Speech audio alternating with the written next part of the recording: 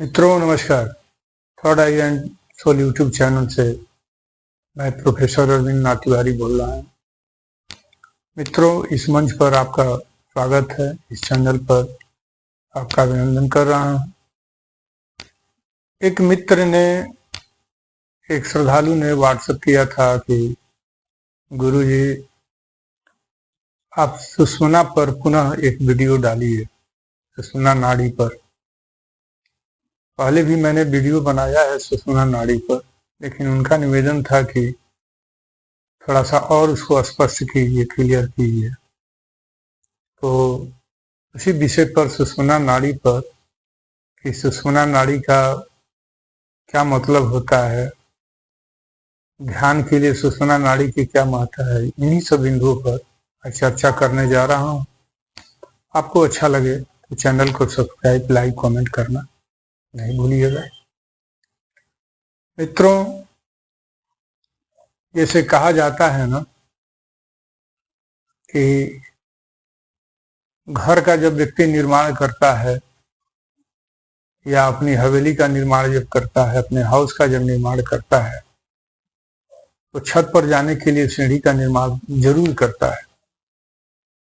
नहीं सीढ़ी बना पाता है तो कम से कम एक बांस का या लकड़ी का भी सीढ़ी बनाकर जरूर लगाता है। वह जानता है कि छत की जरूरत मुझे कभी पड़ सकती है। तो मतलब सीढ़ी की जो महत्ता होती है छत तक पहुंचने के लिए, उसी तरह से अध्यात्म में, अध्यात्म के सबसे अंतिम शिखर पर, उच्चस्थ मंजिल पर पहुंचने के लिए ध्यान की जरूरत पड़ती है। और ध्यान में घुसने के लिए सुषुम्ना नाड़ी की जरूरत पड़ती है। वैसे आप जानते हैं सभी, बताने की जरूरत नहीं है, फिर भी प्रमुखतः 3 नाड़ी होती है, ईड़ा, पिंगला और सुषुम्ना। ईड़ा पिंगला के बीच में जो नाड़ी चलती है उसे सुषुम्ना नाड़ी हम कहते हैं और मानते हैं। जो बाएं श्वास, जो स्वर चलता है उसे ईड़ा कहते हैं, और दाहिना जो चलता है उसे पिंगला कहते हैं। जब ध्यान करने के लिए बैठते हैं तो उस समय दोनों नाड़ियां न चल करके कोई एक नाड़ी चलती है, या जो साधक बन चुके होते हैं उनकी सुषुम्ना चलनी शुरू हो जाती है।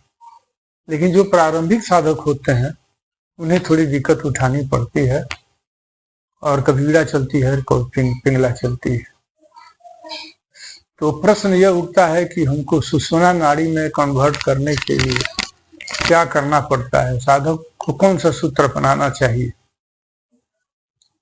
तो वैसे जब कंटिन्यू व्यक्ति करता है तो सुषुम्ना नाड़ी बहुत देर तक चलती है।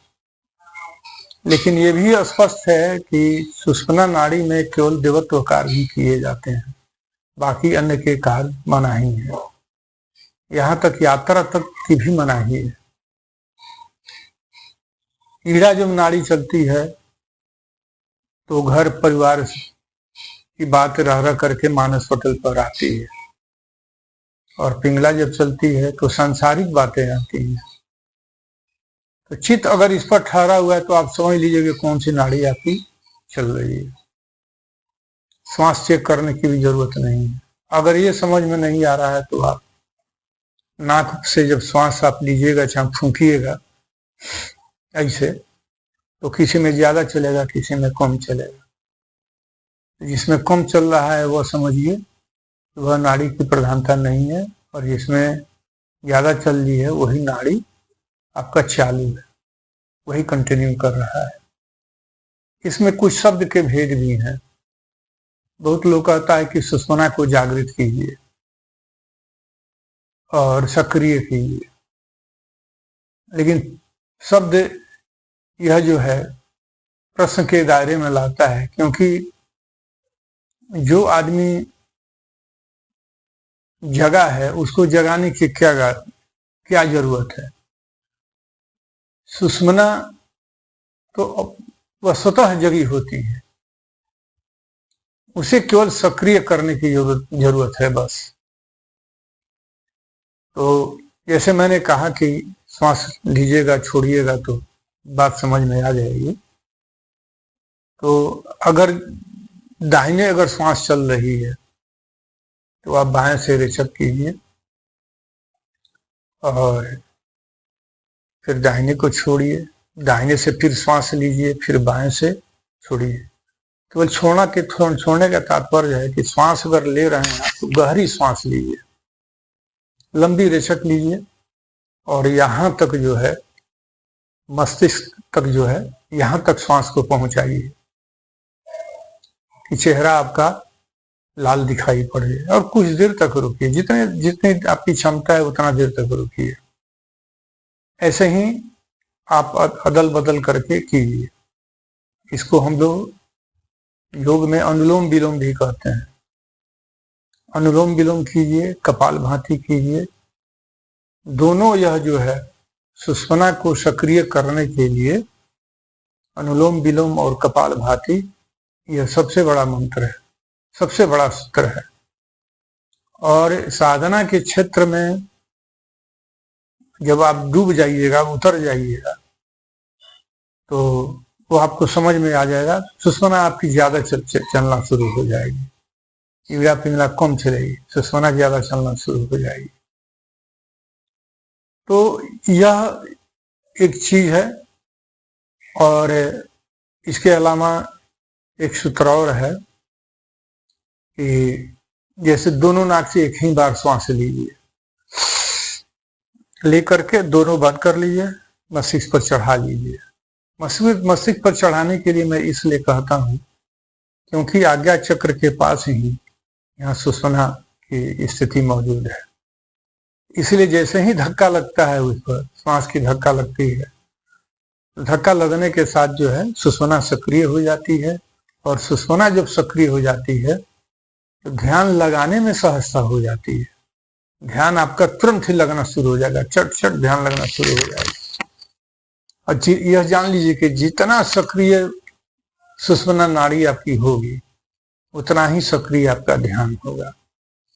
हाँ, सुषुम्ना नाड़ी को ज्यादा देर जागृत अगर रखना चाहते हैं कि वह कंटिन्यू रहे, या आप चाहें कि हाँ आप चाहते हैं कि मैं जब चाहूं तुरंत मेरा सक्रिय हो जाए, तो बहुत लोगों को सक्रिय करने में 10-10 मिनट लग जाएगा, 20-20 मिनट लग जाएगा नए साधक को।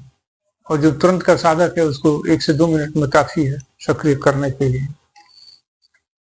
सक्रिय करने का एक फॉर्मूला और है, जान लीजिए, अपने विचारों से मलिनता हटाना। आप अपने विचार को जितना ही शुद्ध रखिएगा, अपने विचार पर मलिनता की परत नहीं पड़ने दीजिएगा, तो जितने ही विचार आपके स्वच्छ होंगे, निर्मल होंगे, पवित्र होंगे, उतना ही सुषुम्ना आपकी सक्रिय होना शुरू हो जाएगी। अब इसका पूछिएगा कि कैसे मन होगा, ये कैसे विचार स्वच्छ होगा? अहंकार से भागिए, स्वार्थ से भागिए, लालच से भागिए, अर्थात किसी से अहंकार का टकराव नहीं कीजिए। प्रतिद्वंदिता रखिए, लेकिन स्वच्छता पूर्वक अपने कामों की जिम्मेदारी तक हम अपने कामों को पूरा कर लें, किसी से पीछे नहीं रहे। धन कमाइए लेकिन किसी का धन नुकसान करके नहीं, किसी के प्रति बेईमानी मत सोचिए। किसी का धन, किसी की स्त्री, किसी का घर, इन सब पर अपना कुदृष्टि नहीं डालिए और अपने का विचार मत रखिए। इन सब चीजों से जितना ही परे रहिएगा, तब तो आपकी जान लीजिए कि विचार शुद्धि होगी। विचार पर जो भी मलिनता बैठी हुई है, वह सब मलिनता भागना शुरू हो जाएगी। अब इसके लिए क्या करना पड़ेगा? तो सत्संग कीजिए, ज्यादा से ज्यादा अच्छा किताब पढ़िए, अच्छा पुस्तक पढ़िए, अच्छे लोगों के साथ बैठिए, अच्छा विचार बनाइए, अच्छे चीजों को देखिए। बाहर अगर निकल रहे हैं तो दृष्टि आपकी जहां जा रही है, तो जहां पवित्र स्थान है वहां पवित्रता पर अपना जोर डालिए। जो जगह पवित्र नहीं है उनसे अपना मन फेर लीजिए, छोड़ दीजिए, हट जाइए। बाजार में बहुत तरह के लोग चलते हैं, स्त्री चलती है, पुरुष चलते हैं, अच्छी स्त्रियां जाती हैं, बुरी स्त्रियां भी जाती हैं। आजकल तो नंग धड़ंग का फैशन आ गया है, जमाना आ गया है, तो ऐसी स्त्रियों से अपना दूरी अलग रखें। दूरी अगर जाती दृष्टि जाती भी है तो अपनी दृष्टि को बिगड़ने नहीं दीजिए, मलिनता नहीं लाइए, तब जाकर के आपके नाड़ी सक्रिय होंगे। विचार जैसे ही विचार में पवित्रता होगी, नाड़ी भी आपके निर्मल होते जाएंगे और ईड़ा और पिंगला दोनों स्वच्छ होते जाएंगे। और ईड़ा पिंगला जैसे ही स्वच्छ होंगे, सुषमना भी आपकी स्वच्छ होती चली जाएगी। क्योंकि बाहर के दुनिया से जितना ही आप स्वार्थपरता रखिएगा, चाहे वो राजनीतिक हो, चाहे सामाजिक हो, चाहे पारिवारिक हो, यह सब जो है अपने विचारों पर मलिनता लाने का काम होता है। तो मुझे उम्मीद है कि आप मेरी बात समझ गए होंगे, और समझ गए होंगे तो वीडियो को लाइक करना, कमेंट करना नहीं भूलिएगा। वीडियो लंबा होता जा रहा है, मैं विदा ले रहा हूँ। जय माँ गायत्री, हर हर महादेव, जय हिंद।